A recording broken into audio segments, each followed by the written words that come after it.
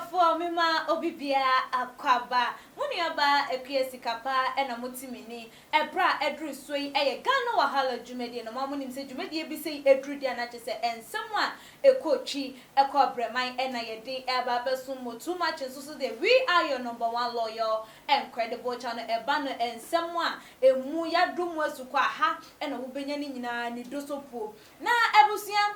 NDC software or casa de momo apostle kwabna Owusu Adjei chia ye che no efa wiana one nche no ene day abranten we na no aka ensem no kura ewom na mama yembonra ensem no emu se dem di kanka no apostle kwabna Owusu Adjei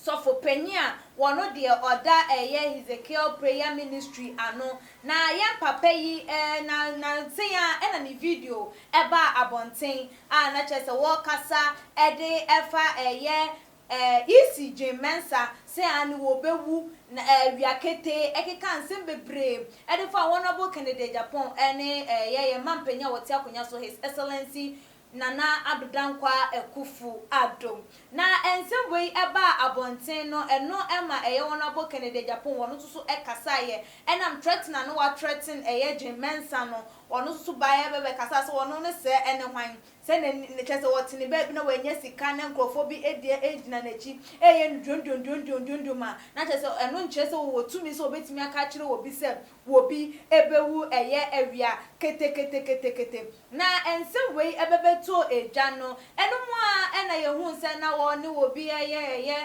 kitanwode wo mo kasa ebehu ya ene se video ekoso se okuta wi na national securities one nchen ya na just video circulate viral che papa nuboni a wodi ehu ejuma na ensem wey eba ye no na Ghana for bebre na ehu ne se FPP amanyokuo no na ahyeda aplante saa enoma no de ahye ne ho se ne ebe ya won betimi enya no ache no na eno krampo ema ene dayi honorable Kennedy Japan eba abonten na wo ba abonten ne nsem a wodi betu edwa ene se omo claimi se ensem we nyina no planted ye de omo de chechire nyina enye no kro bogus na wo kasa ye chire mu SM video na circulate na journalist form na etwa ye na ebiem nsusu na enye national security for na etwa sa video no enti wo mo enkonkwo ye wo mo enhwehwemu na kasa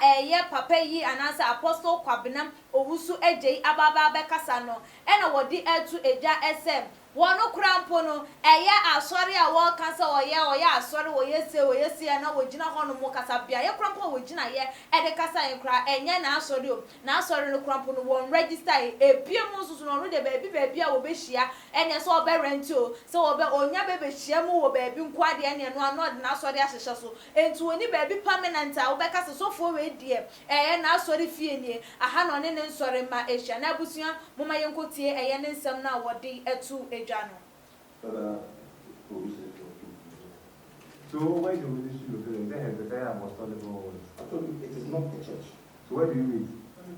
Oh, so where do you meet to pray? We can meet anywhere. Like where? Get a place, rent a place, defend it. So how do you register it? Have I registered it? No. It's not registered. So you have other associate pastors or what? People you go with, Oh, yeah. So you are the lead pastor? That is my Well, you say what that you are an apostle? Apostle. This thing. So what you are apostle do? Within the week that gives you the power to speak or what?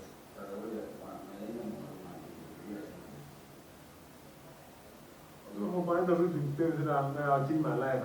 Then you and I buy this readings, and how can you do? Or I do what you say, not what you do. It's not unfortunate. It's not unfortunate. See, I've come now Owusu Adjei. And where do you come from? Shanti, which part? That's correct. See, I'm 56 years. Are you married? No person. Or you have kids? That's correct. Yeah, 56 years. Are you married? No present. But you have kids? How many kids do you have? 4. That's not good. There's no married, but has kids. Or you are married? I said no present. So there's no legal thing that you are married. You're not married. You have 4 kids.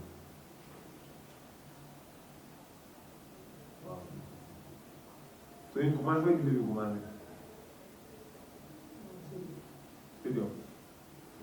And Accra and Greater Eke.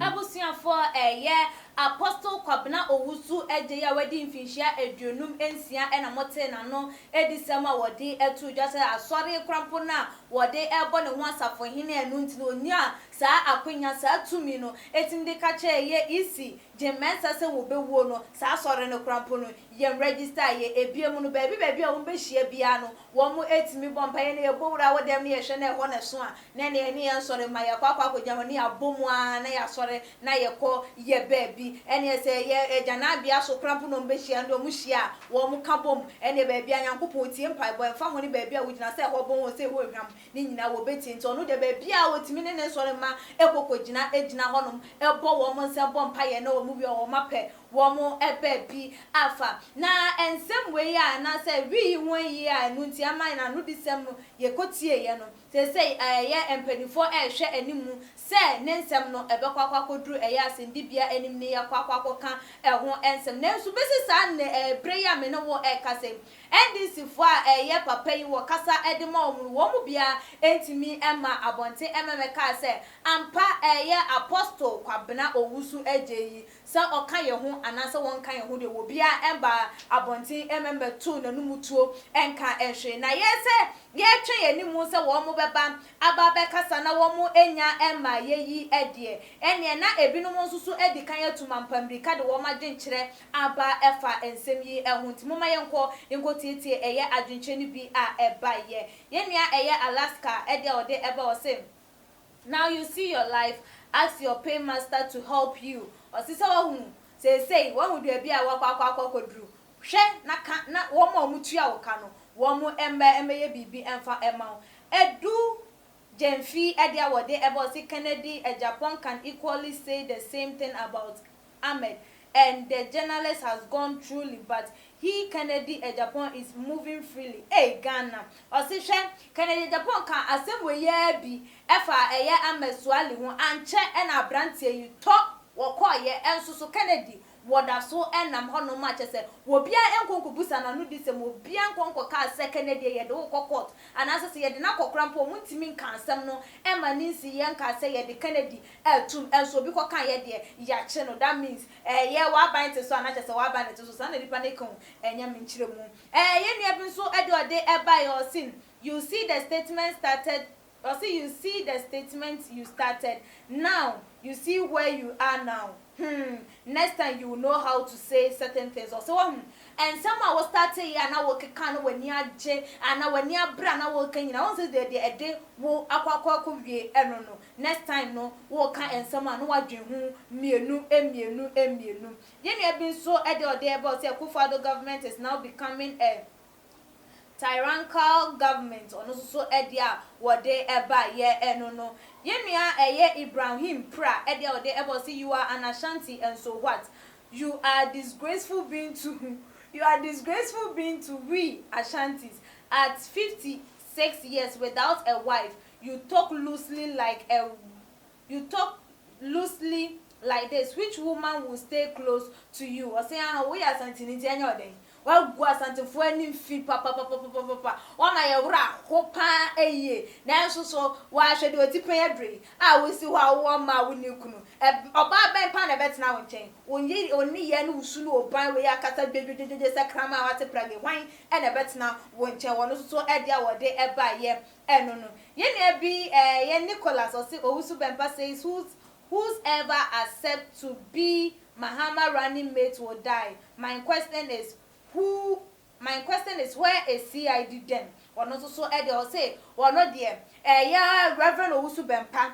Wababa bekasa a just one do was and will be a Mahama na obey accepting Mahama say obey dinechi na be the chair as a vice president and the and so see I before one more hefa one ma command out to say the woman say a year revenue who been panense and so because kaye say a year Jimensa be wood here and when they met me a share I manipulate ya Maria Quaco running koto common and the bag at me a net day what a year posted for a catch there and not just a woman say and rapa a woman there beside the diet can say justice justice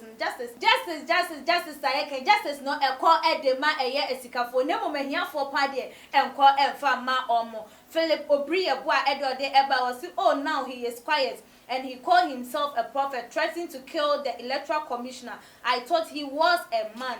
Yeah, they're not prince and so Edward de Eba was being a real smoker doesn't warrant you to speak nonsense like that. Look at the way he trended using those loose talk on also so at the end of the entry Samuel Edward de Eba was saying.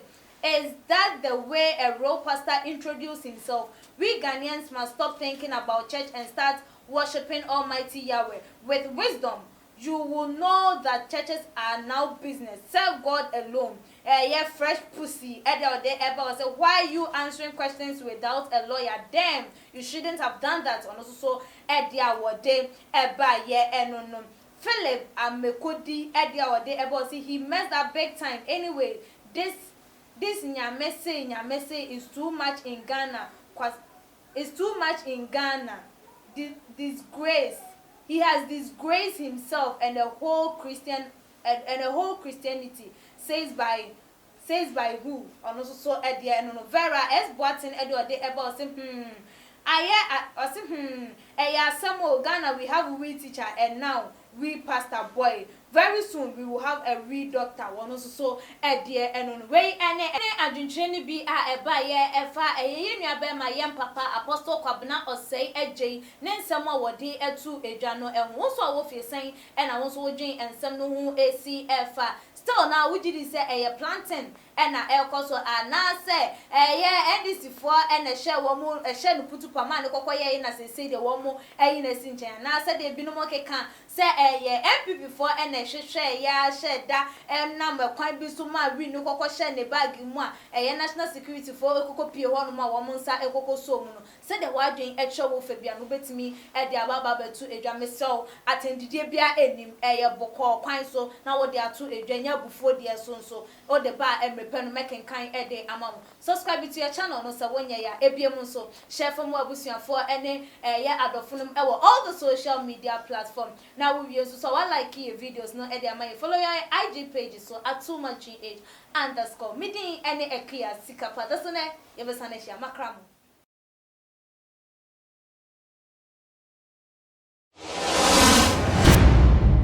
Yo, too much GH nie Ghana for ahwefo etiefo onipa bi a won subscribe e wo too much GH no subscribe wo na ehintasem ensema ebuafa on my Ghana so ena ye de bremu one God nie the only one God in GH eho ana de bia mehwe abrechefo ene Ghana for mo amowiasa fa na ina me recommend emamo too much GH